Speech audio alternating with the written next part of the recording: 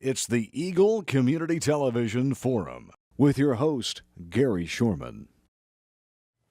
Hi, and welcome to the Forum on Eagle Community Television. I'm Gary Shorman. The Forum is brought to you by Hayes Med. Our guest today is Mike Morley, and Mike typically wears his Midwest Energy hat, but he has a special hat he's wearing for our community right now, and that has to deal with the $94 million bond issue that's coming up. Mike, it says on the card that you're the volunteer coordinator for the $94 million bond issue for Hayes and the Hayes School District. Tell me first, how did you get that job? Well, actually, I'm one of a small army of volunteers that's involved in this bond campaign. We've got, I would say, half a dozen different committees. I'm chair of the Speakers Bureau Committee, but there's also a publicity committee, a voters organization committee, a fundraising committee, et cetera. So it's a very, very good group of engaged parent volunteers. The way I got involved in this was out of a sense almost of obligation to the school district. My family, we moved here in 2012, and we, at the time, were looking at jobs in Dallas, Wichita, and Hayes, and went down, visited the schools in all three cities, and came away with a very, very strong impression from Hayes.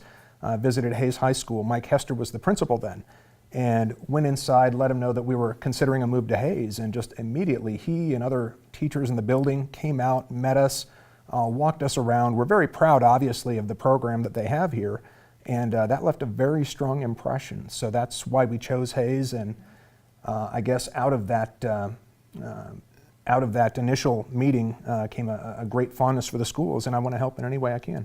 Well, that's not unusual, because we were talking earlier, there's some surveys out. When you take a look at why people choose a community, schools turn out to be one of the major reasons. Absolutely. The Hayes Chamber back in February did a survey where they polled all the businesses in Hayes asking what's the number one factor when you're trying to recruit candidates from outside of Hayes to come into town and work.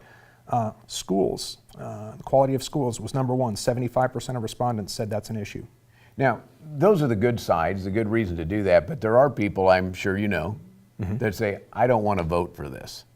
And that there's reasons not to vote for this.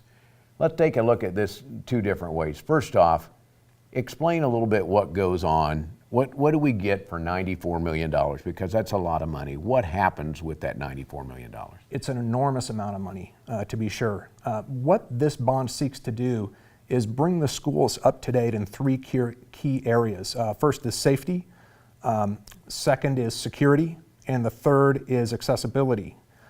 In terms of safety, right now, none of our schools, with the exception of Hayes Middle School, has a purpose-built storm shelter. We are, of course, in the middle of Tornado Alley, and everybody says, well, Hayes has never had a tornado.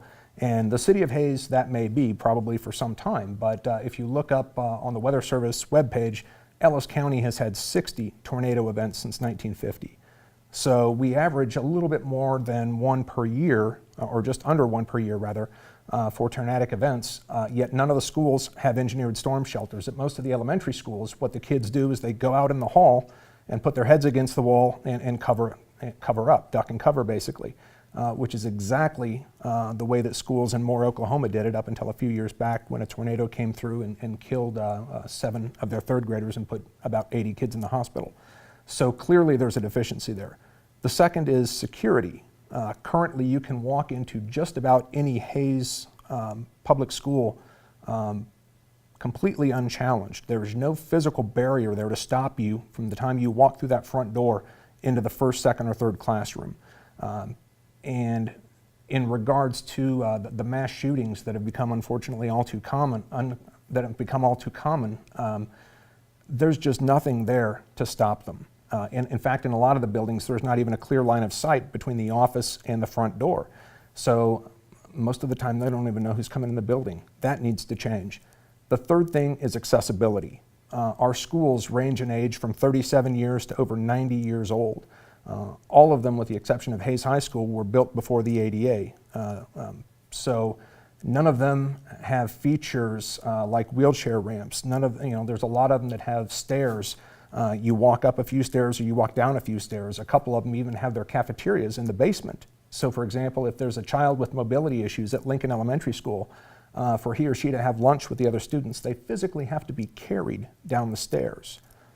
This bond would put elevators in the schools that need them, and then a lot of ramps in other buildings in areas where they're needed as well. You know, those are three areas that you look at. You look at, again, the dollars involved. This isn't a one-time thing. This is something that builds our schools and puts them in place for the distant future that we can see. It's not a one-year type of deal. It builds and puts things in place for long-term, correct? Absolutely. The intent of this bond is to, again, bring those areas of deficiency, security, safety, and accessibility up to modern standards and keep them there for at least the next 3 to 4 decades. When this bond idea came about several years ago, the district had hired some architects to go through and look at the structure of the buildings, the walls, the roofs, things like that. In general, the bones are good. It's everything inside those buildings, the plumbing fixtures that are, in some cases 60 to 90 years old. The wiring in a lot of these buildings isn't up to snuff now to what we need it to do. Just the general maintenance, the condition of the concrete on the stairs, things like that has needed attention for a long time. And unfortunately, with the cuts that the district has had to deal with from the state and whatnot, there's just not been the maintenance budget, say for the last 10 years, to take care of those issues. What do you say to the folks that say, we can put this off for a few years? Now's not the time, economy's not perfect, oil's not where it should be, all that sort of stuff. What do you say to those people? It's a hard decision, and frankly, it's perhaps not the most ideal of times, but then again, when is? If you look at the borrowing costs, to borrow $94 million, what does that cost? There's an enormous amount of interest that would go into that bond. Right now, I think when the county, for example, did their jail renovations and their county admin renovations, they were able to get money at 1.5%. So while commodity prices are a bit depressed right now, oil is a bit depressed. It's bounced back from the low that it was a few months ago. But again, I think that's offset by the low cost of borrowing now. So if you're going to borrow a large sum of money for capital improvement projects, now is about as good as it's going to get. I will say, if you look back in time, there's ups and downs in the local economy that goes back through the last 20 years. Is this a 20-year project or a 25-year project to get our schools in condition to be competitive with other schools in the areas? Will it last for 25 years, or are we going to have another bond project 10 years down the road? This project, if the full $94 million is funded, again, should keep the schools viable for at least 3 to 4 decades, possibly more.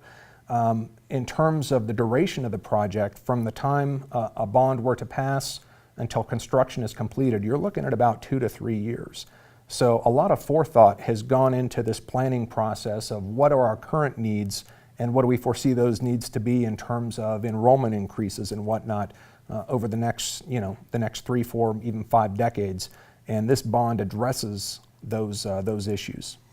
What about areas that we compete with? Because we go out and compete for individuals like yourself, others that are moving into town, looking for a place to raise a family.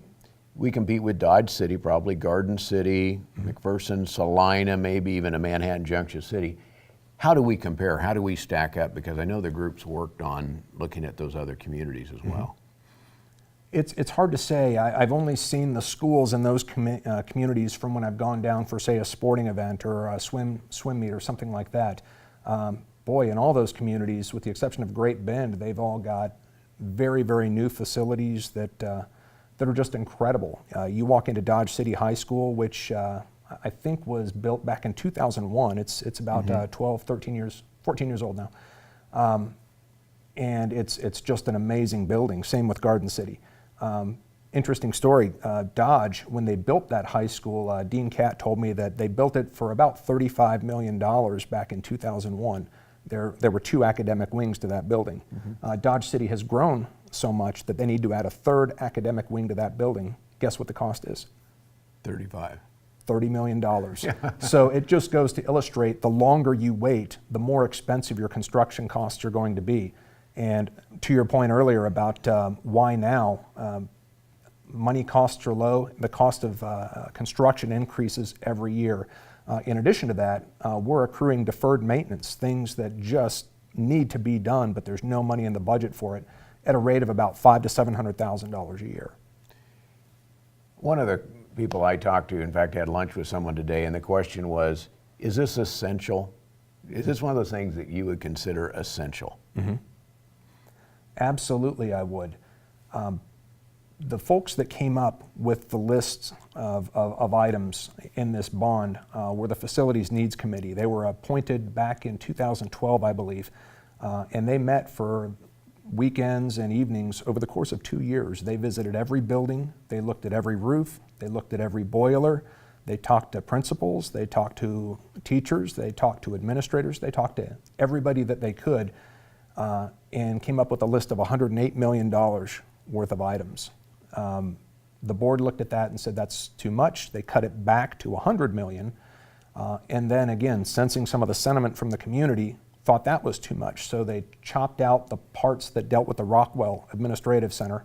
There's about $6 million there, so they chopped that out, got it down to 94, and that's where we're at right now. So none of this money goes to administration. It goes to the actual school buildings themselves, the facilities at each of the I call teaching centers, correct? That's correct. In each of the, say, O'Laughlin, Roosevelt, Lincoln, et cetera, those are the buildings that receive the benefits out of this bond. In terms of the Rockwell, I think it gets very little to nothing in this issue. Well, we're going to take a break. We're going to come back and talk about some of the specifics. You may be sitting out there saying, I still want to vote no. I know you've done some town hall meetings around town. We'll talk about what some of those things and some of the responses and feedback that you get in those specific meetings. We'll also talk about how you can find out more, because it's one thing to just vote. It's another thing to vote knowing why and how. So we'll come back and talk about that. Our guest is Mike Morley, talking about the $94 million bond issue you'll be voting on June 7th. Back with more after this. It's a beautiful day in our super high-speed internet great customer service neighborhood. Like you, this is where we live. In fact, our company is employee-owned, so it's our goal to improve the quality of life for everyone in our community by delivering faster, more reliable internet, clearer, more feature-laden phone service, quality TV channels, all with the level of customer service you'd expect from people who are your neighbors. Eagle Communications, our community connected. Welcome back to the second half of our program here on the Forum on Eagle Community Television. If you have any ideas or suggestions on future programs, let me know. My address is gary.shorman@eaglecom.net. You can also find us on Facebook under ECTV Forum. Our guest is Mike Morley, and Mike typically is a Midwest Energy guy, and a good Midwest Energy guy at that. Thank you. But he's also a parent and representing the group of people who are out fighting for the $94 million bond issue that we'll be voting on June 9th in the election. A couple of things have happened, Mike. First off, you guys are doing town hall meetings. What happens at those meetings? A typical town hall meeting lasts about 45 minutes to an hour, and we give a short presentation on an overview, if you will, of what the bond entails, what the costs are for an average home in Hayes and things like that. And then we have a question and answer session afterwards, and those, depending on the crowd, can be 5 minutes. We've had them go as long as 20 minutes. You mentioned when we were talking earlier that sometimes people come to that with a real negative aspect, and after seeing what's going on have said, hey, this makes more sense now that I understand the issue. Absolutely. We've had folks come up. I've personally had folks come up after a presentation that, well, I came into this not really thinking that I was going to vote yes, but from what I've seen and the importance of this leads me to believe that I'll change my vote. That's good to hear. I've run into very, very few people that are just an adamant no under any circumstance. But frankly, you get the sense in talking with them after a few minutes that they're probably people that say no to anything. Well, who should vote yes to this? You have kids in school. Makes sense. Kids going to school, see some now, by the time everything gets done, some might already be on. Sure. But who should vote yes on this specifically? And there's some voting no. Are there any that should say, hey, it doesn't make sense for me? In my mind, it's very clear that anybody who's interested in the future of Hayes, not just the future of schools because you have kids going through them, that's important, but the future of the community as a whole. Because again, this isn't just about the kids. This is about so many other things, and it touches so many areas. It touches employment, not just within the district, but any business in Hayes that hopes to lure new families here, or anybody that might want to come to Hayes to start a business. schools are always at the top of the list as far as what folks are looking for, even before home affordability.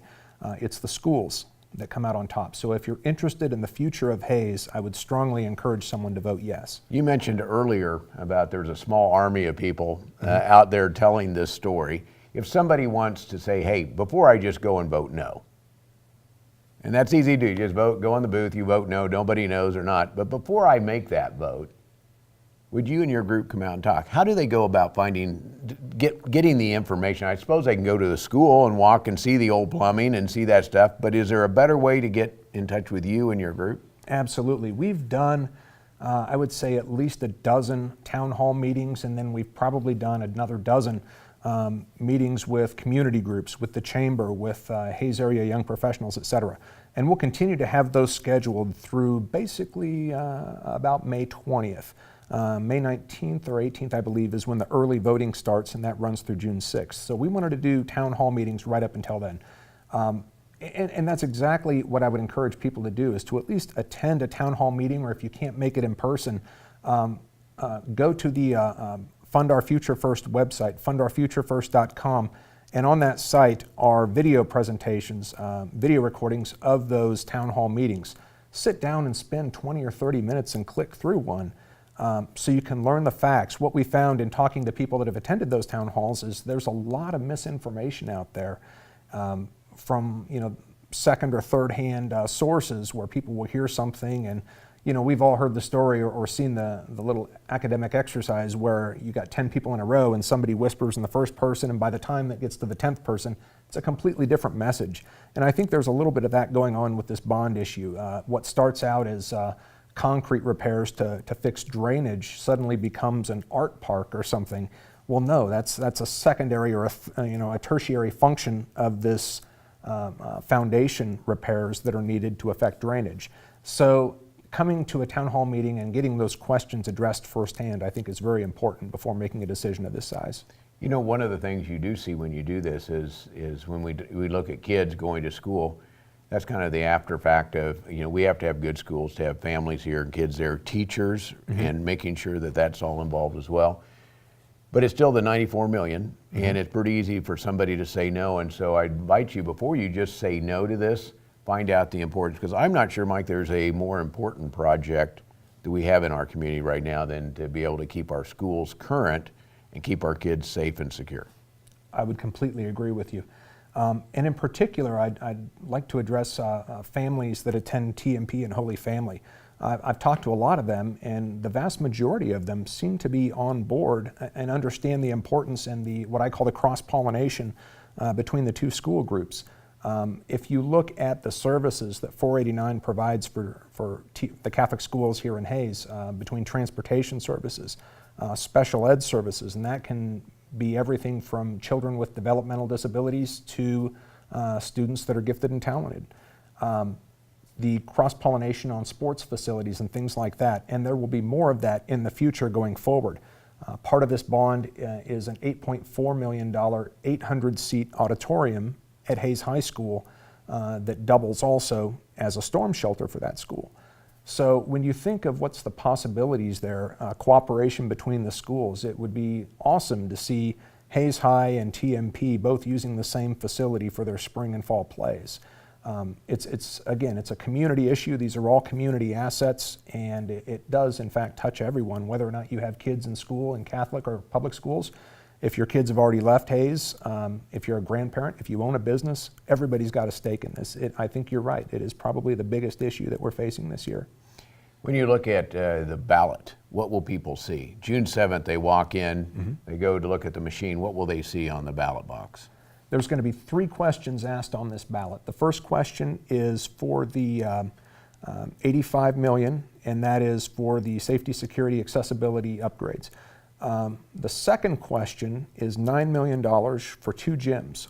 One is at Hayes High School, and the second is another large gym at Hayes Middle School.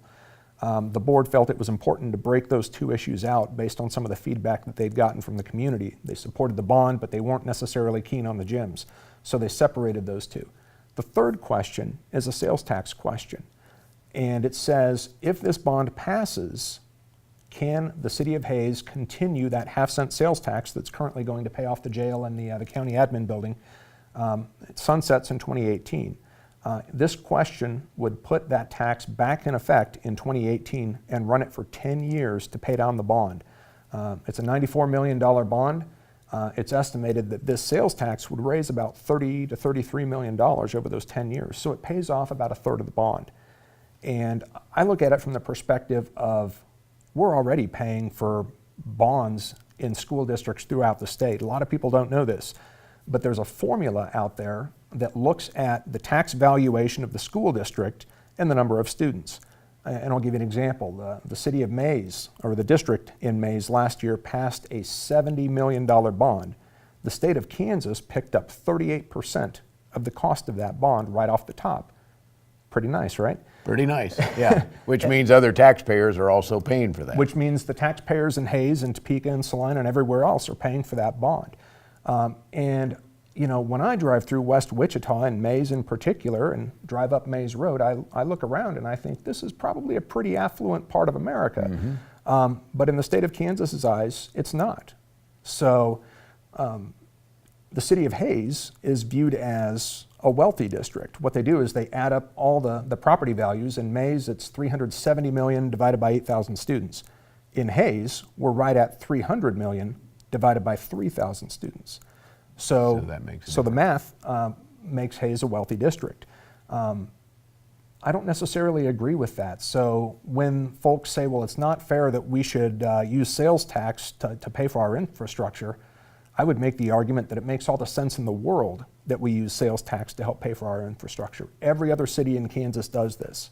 Well, it also helps because the people that go through town and buy products that may not live here, they end up helping build our schools as well. Absolutely. If you go to Denver or Wichita or Kansas City and you stay in a hotel, look at all the little adders at the bottom of that list. There's an arena tax, there's an occupancy tax, there's state sales tax.